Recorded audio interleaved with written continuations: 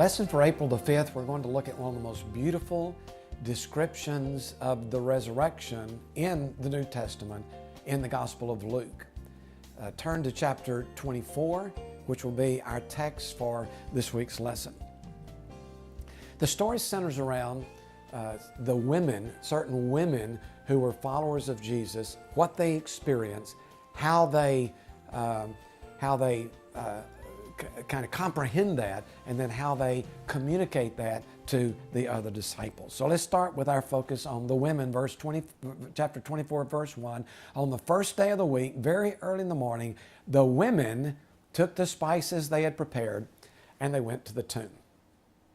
It's almost impossible for us, from our perspective, to put ourselves back into the place of those women and sense what they actually sense. But it's essential that we do that to understand that when they went to the tomb that day, they weren't going to celebrate the resurrection of Christ.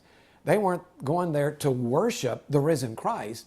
They were going there to anoint the dead body of the one they thought had been the Messiah.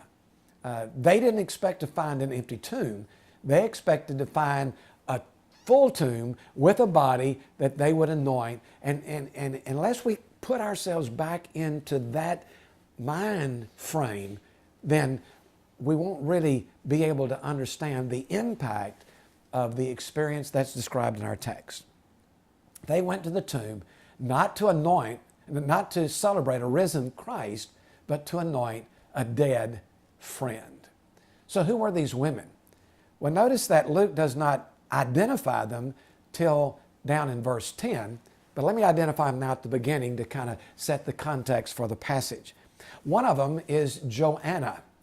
She is the wife of Herod's servant, Chusa.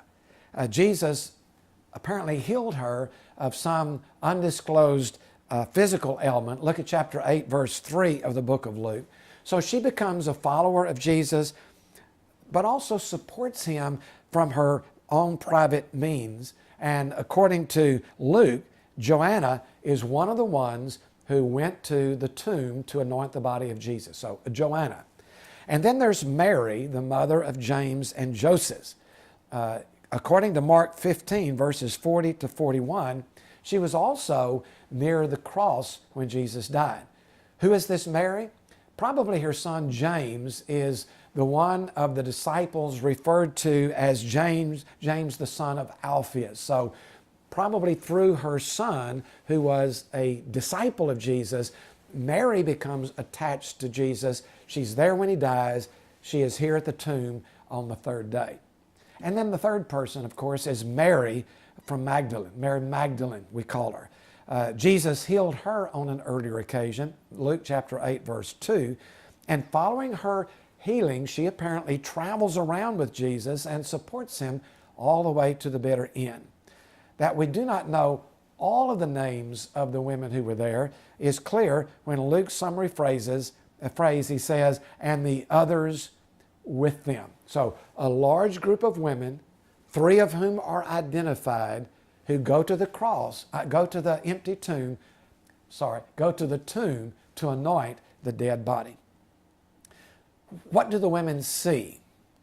Well, as dawn breaks and they make their way to the tomb, they have their spices in hand. They are in a spirit of mourning, and they are prepared to do what traditionally was done to dead bodies at that time, and that was to anoint them with spices to bring about some